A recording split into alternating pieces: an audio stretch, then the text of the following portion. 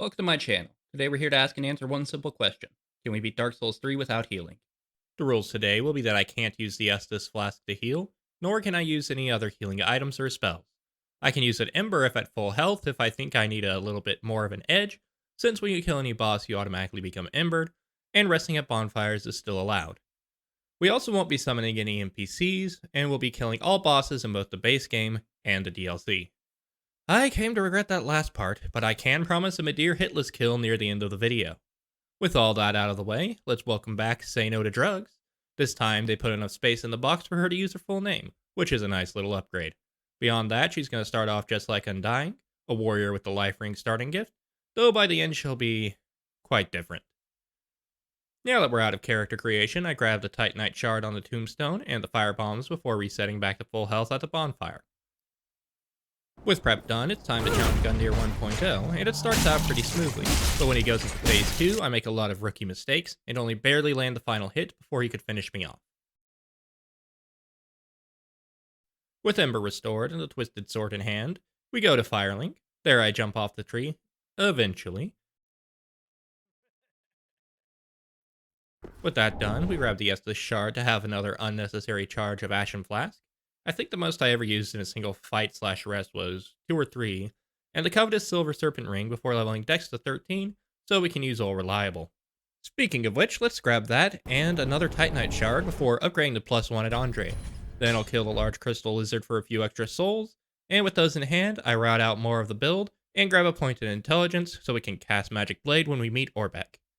First, however, let's grab the rest of the Titanite of the High Wall, upgrade to +2, get the flag from Emma, and kill Vort, who didn't put up much of a fight. All that practice from the Deathless run is really paying off. I go say hi to Yol for his free levels, and forget to talk to Henri ever, so we won't be getting Lord of Hollows ending. After clearing the first half of the undead settlement, I make my way towards the cliff underside bonfire, die to this worker hollow, then make my way actually to the bonfire, before leveling at Firelink, and then befriend the giant archer. Next, I kill the sewer rats and Hodrick, make a Firelink run but forget the Mortician's ashes, so I have to go grab those, open the Great Wood door, and then forget to buy the key from the Shrine Handmaiden, and go fight the demon with Siegward instead. Well, once he finishes this game. With our oniony friends, the demon isn't too much of a hassle, and we can move on to try and get the Chloranthy ring. Or we will, after I remember that I need the Grave Key to get the Heavy Stone and Titanite to get our sword to +3. I also free Arena, or at least I'm pretty sure that's her name. I skipped all that dialogue for some reason. After that, I run through to the main tower drop, and that's not how it's done. Second try, I ricochet off the ledge when trying to just roll, and the third, I make it all the way down.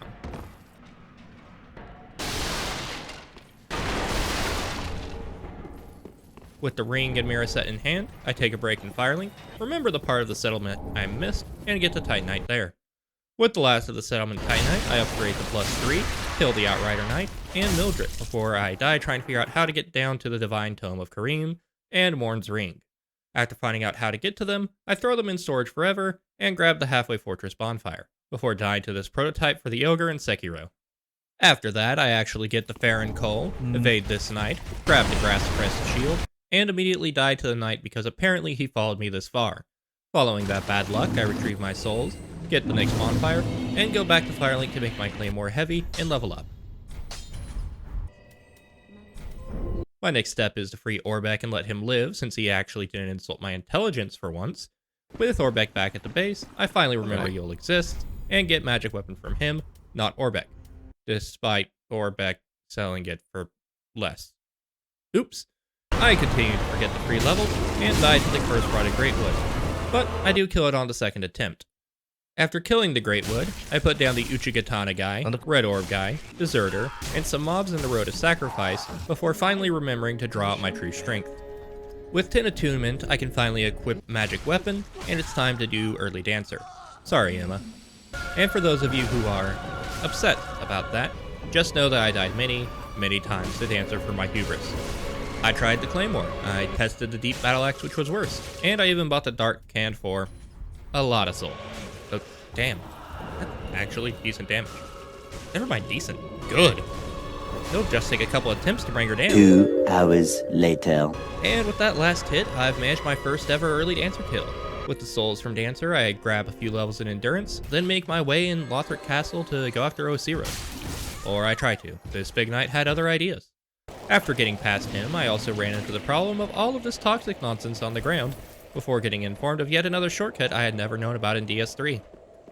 Taking the back route, I can actually make it to the boss arena, just using a quick menu return to reset any enemies I aggroed on the way to the fog wall. In the first attempt, he lands a big hit and shortly after finishes me off, before I can even get his health down to half. To fix my weak damage, I farm up the large shards to upgrade to +6 from this big knight. Well, I tried to upgrade, but I pissed Greyrat off earlier because chat told me he had some funny dialogue if he kills you, and I wasn't in a position yet to spend 48,000 souls to make it nice with him. He'd been annoying me for a while, but attacking while I was trying to upgrade was a step too far, so I put him down. Sorry buddy, the dialogue wasn't even all that funny. Interruption out of the way, I can get the Claymore up to +7 since I also had gathered a few chunks up to here. The second attempt against Osiris goes even worse, but that was largely because I was trying to recover my souls, rather than actually focusing on him. On the third try, I struggle at first, but when he crushes Ocelot, his pattern gets a lot easier to make. Almost like a skinnier Phase 2 board. He even has the Ice Breath attack. Once Osiris is dead, I grab the Path of the Dragon so we can head to Archdragon Peak, but first it's time to die to Champion Gundyr. Alright, now that he's killed me the first time, it's off to gather Titanite chunks to get up to +9, and the Red Tearstone ring before trying again. Well, my damage is a lot better, especially with Red Tearstone up, but he's still hitting like a truck. I try for a good while, before deciding that I'm not quite ready for Gundyr 2.0, so I quickly put down the Crystal Sage, before heading to grab the Dream Chaser's Ashes, and put down Asylum Demon 4.0 for Havel's Ring. Our next step in preparation for the end game is to run and grab the Saint's Talisman for when we switch from Int to Faith. But first, let's grab Great Magic Weapon and try Gundyr some more. Oh, this is going well. Maybe a little bit of farming will help? Nope, maybe the Cathedral of the Deep will be gentler. Oh yeah, I forgot to grab a torch. Bloodlust is gonna be a thing this time. Oh well, still got the Poison Bite ring. Or the Farron Swamp. That I already cleared. Oops. I kill this mimic for the Deep Braille Divine Tome, then go say hi to Patches who's pretending to be Seaward.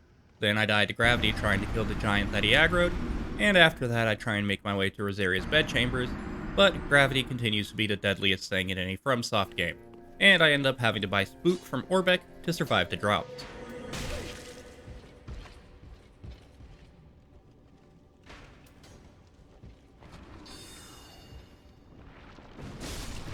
After making nice with Patches and unlocking Rosaria's bedchamber, I kill the Deacons, who at this point aren't a threat.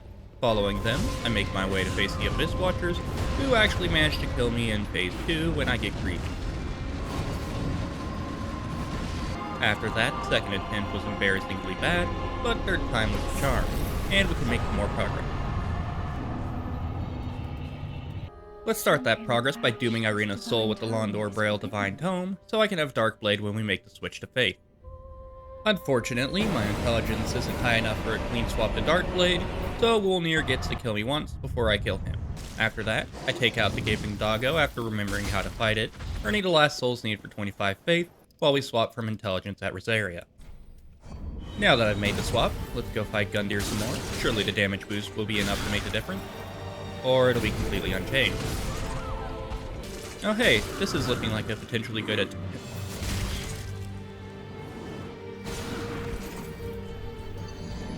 Seriously? Why would you give bosses that have invisible walls stopping them from falling off the edges of the arena the ability to just throw the player into the void? It's not tough but fair to put in special rules for the boss to arbitrarily kill the player. After that, I needed a break from Gundyr and unlocked the Church of Yorshka, Distant Manor, and Irythill Dungeon Bonfire. I then sprung through the dungeons, dying to this mimic and its friends, before making it to the giant and return to Firelink to do some maintenance. After that, I remember where the Jailbreaker's key is to open the shortcut and get revenge on the mimic. Next, I pissed off the giant to get past it, but it kills me on the ladder. I eventually remember where to drop down, get killed on the ladder again, then finally make it through and open up the next shortcut.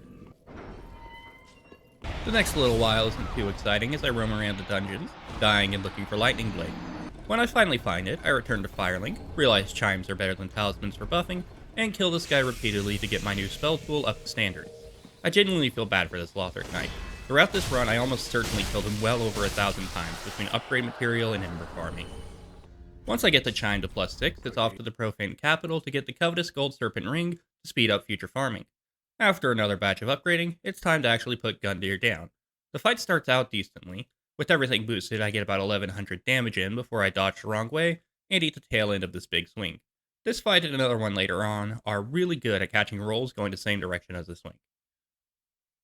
I remember which direction to roll, and to avoid ledges like the plague they are, before managing to stagger him and get down to about 4 hits from finishing him off. He lands a charge attack here, but that pushes me into red tearstone range, boosting my damage enough to cut a hit and guaranteeing the win. With another major roadblock out of the way, I make a quick stop in Firelink Shrine before grabbing the infinite homeward Coiled Sword Fragment. Now it's time to face Sullivan. This guy usually gives me a lot of trouble, and at first it looks like that trend will continue. But on the third try, I got in the zone. He lands a couple early hits, but after that I managed to dodge, duck, dive, dip, and dodge in between him, only taking a little damage from his phase change AoE. With Pontiff out of the way surprisingly quickly, I grab the Anor Londo bonfire, then warp to the profaned capital to kill Yorm in order to not fight aerospam.exe, Aldrich, a little longer. As for Yorm, he actually managed to kill me. That damage in phase 2 is no joke. This time I remember how to dodge, and actually kill him without getting hit. I guess coming in at half health made me slow down. It took a minute, but wasn't nearly long enough of a distraction from Aldrich. I know, let's farm the Sunlight Medals for Sacred Oath. It'll be a triple win.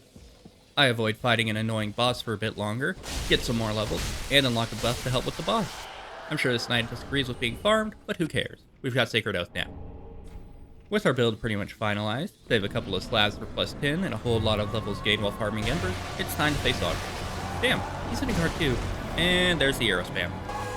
When I finally manage to avoid the arrow spam, I take a magic arrow to the face, barely managing to survive. Then, after I dodge his little spell balls and take Aldrich down, oh, damn it, you better not make me redo this fight.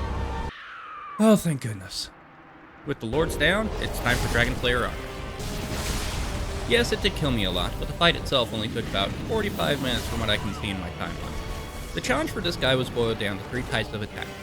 First, and least annoying, for ones like this big overhead swing. Second, there's this combo which gives very little time to react if you don't dodge such that you're crossing the swing with your iframes in basically the opposite direction.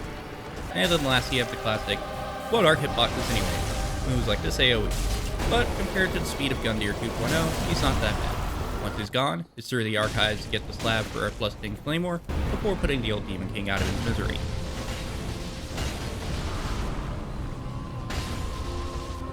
Now it's time for the Twin Princes, or to die to these 3. After putting them down, I grabbed the rooftop Estus shard for the victory lap, and grabbed a second slab to boost the chime to +10. I could go and kill the Twin Princes, but it's been a while since I've gone to Archdragon Peak. This should be fun.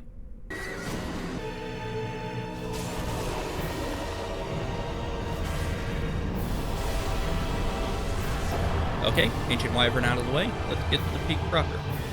I kill the summoned Oscar, and then the Man-Serpent Summoner who wouldn't let him rest in peace. I end up having to go through here again, and these Summoner Serpents, damn, they won't let anyone rest in peace. They're summoning Havel too.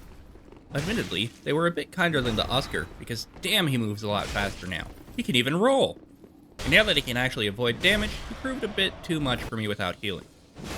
After that death, I decided it's time to make my way to the Nameless King, and discovered that these guys really need to be stopped. They not only resurrected Ricard, but they took his armor too, so he has to fight in his underwear. Well, that or this nutjob killed Ricard for his rapier. Either way, they're both dead now, and we can actually reach the king.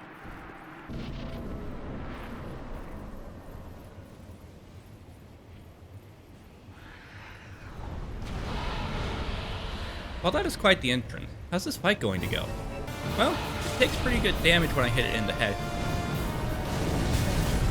Ow, that's a lot of fire. And a big wind attack.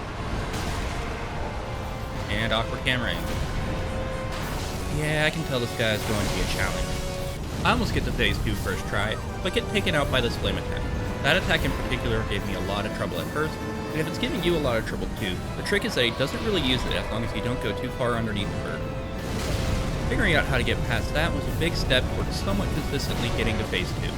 The first time I got there, I punished this other flame breath attack, and promptly died to a basic combo. After a quick death to phase 1, Ow, that grab attack is rough, but at least I did a little damage, even if it got me killed. I tried for a bit longer, but it doesn't go well, and I end up farming for some embers. RNG wasn't my friend, so by the time I'm confident my supply will carry me through the Nameless King, I'd also leveled to the point I can wear the Lothric knife set, which is nice, because it looks fantastic. With the embers, levels, and stronger armor, I completely forgot how to dodge him in phase 2 and died, before dying a lot more. Eventually I remember how to play the game, and against the King of the Storm, I'd take an early hit, but managed to stagger it, granting an opening to get to phase 2. I then promptly forget how to play again, but when I get a stagger, I remember how to deal with him and kill the King, right before he does his big lightning assault. With the last side boss done, I grab Ornstein's set and warp over to the Twin Princes. After the Nameless King, these two should be easy, and phase 1 is. On the first try I bring Lorien down pretty fast, only taking a single glancing blow.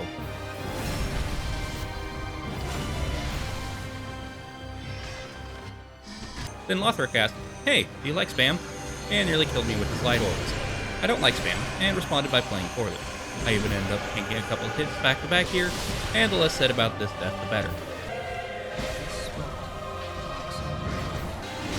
Second time Lorien tries to kill me with this big holy beam, but I've put many points into vigor at this point, so that's not enough. I end up tanking a lot of hits in phase 2, but that just brings me down to red tearstone range. Combine that with the damage I had landed before Lorien went down, and Lothric is easy to finish off. All I've got left is the Soul of Thunder. But first I run to the Untended Graves version of Firelink Shrine to grab the Eyes of a Firekeeper for the End of Fire ending. These two are done, it's off to the Soul of Cinder. I apply my buff, chug an Ashen Estus to top off my FP, and charge in. Well, that didn't go well. Guess charging in like Leroy Jenkins wasn't the best strategy. Eventually I make it to phase 2, but this attack gave me a lot of trouble at first. If you're also struggling with it, your best bet is to just sprint away from him and try to keep your distance. On my successful run, it went pretty smoothly until he managed to grab me, but instead of resetting, I push through and reapply my buff as he switches into phase 2. I then get greedy, going in to punish him at the back end of his grab, but not really a grab, before cleanly finishing him off and bringing an end to the fire. The first flame quickly fades. But we're not done yet. There are still the DLCs, starting with Champion Gravetender. This guy is shockingly easy if you manage to take down the small wolves early, giving enough time to take out the Gravetender himself before Sif 2.0, We Forgot the Sword, shows up. It can hit pretty hard, but it has so little health it's hardly a threat. With the Gravetender and his wolves dead, it's time to fight Sir Wilhelm. I remember the first time this guy gave me a lot of trouble, but now when I remember to hit him, not the ground at his feet, he's not too bad. Speaking of bad though, let's get to Sister Free. This fight was frustrating. It wasn't even that the moveset was all that bad. Having to fight the 3 health bars was one hell of a battle of attrition. I made practicing the final phase a tedious grind through the previous 2. Even remembering how to dodge his first attack in phase 3 took a while because of the time between attempts. I eventually got annoyed enough that I ran into the ring city to grab a couple of +3 rings, specifically the +3 covetous Silver Serpent ring because it was on the way to the Ring of Favor +3. It's not enough of a boost to make it a cakewalk, and it still requires many more attempts to put her down, but I think the actual successful fight is pretty clean. Nowhere near a hit list, but phases 1 and 2 go really smoothly. Phase 3 less so, but that little bit of extra health from the +3 Ring of Favor saved me at the end. With Frida out of the way, that brings us to the Demon Prince. This one was initially tough because my brief research said killing the demon from below first would make phase 2 easier, which is the exact opposite of reality. On the successful attempt, I worked the demon from below down to where it's almost dead, before the demon in pain switches into melee mode. When that happens, it's a lot of dodging to find openings until the demon in pain finally dies, leaving its twin open to be quickly cut down when it stops running away. While the Demon Prince wakes up, I renew my buff, and he's even kind enough to put me in red tearstone range, where I somehow manage to keep my act together long enough for the win, even with him trying to hide a magic pixel of health from me. Before our next boss, the Ring City wants to put a lot of trouble in our way. First, a horde of ghost archers, but luckily there's a spot to drop down and avoid them. Hell, you can even sneak past their summoner, who has the unfortunate habit of not staying dead, and he isn't guarding anything we need for the run. From the next bonfire, getting past these big bastards on the stairs is a pain, but when you manage it, there's another bonfire here down to the right, which is a nice reset point for grabbing Havels and the covetous gold serpent ring +3, before trying to dodge the summoner's ghost archers to make some progress forward. Next time I make it past, and oh joy, the Midir Bridge. I died here a lot, until I eventually got into the prison area, where I died some more. I decided that since Gravity's being a bastard, I'll grab the Scholar Ring to give my Int a boost, so I can cast Spook without respecking or grinding out even more levels. With that in hand, I make it through the prison section after completely forgetting how to find the exit for an embarrassingly long time. From the bonfire, I throw this asshole down into his boss arena, and will live to regret that decision. But before that, look, it's a +3 Chloranthy ring! Next, I kill Half-Life, since we all know Midir is going to be painful with his massive health bar. I start the fight by murdering the giant summoner dude, then get rid of the Painting Guardian when it cuts out its bone wheel impression.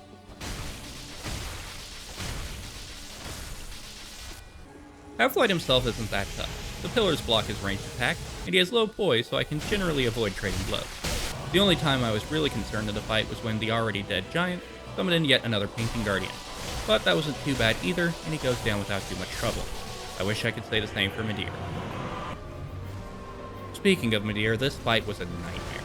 I started out using my original build, but with how long he takes and how hard he hits, it was just not worth it. I ended up changing to a max damage and fast roll build, even using Flynn's ring to eke out every bit of damage I can. On the successful attempt, I got myself down to red Tearstone range with this guy before going in to fight Midir. The hours of practice the previous day and the extra damage were absolutely key in bringing him down. Despite how horrible a fight he is. He has way too much health, way too much damage, criminally bad hitboxes, and a boss run that gleefully wastes the player's time when they could easily put a bonfire right outside the drop. They make this fight almost beta chaos terrible in my book. This fight alone is why this video took so long, as it left such a bitter taste in my mouth I had no desire to go through my footage of this run knowing I would have to sort through this fight again. Even in recording it. Hell, just sitting down to redraft his script took ages because of this fight in particular. I have less than no fun with him, and I have no desire to ever fight Midir again.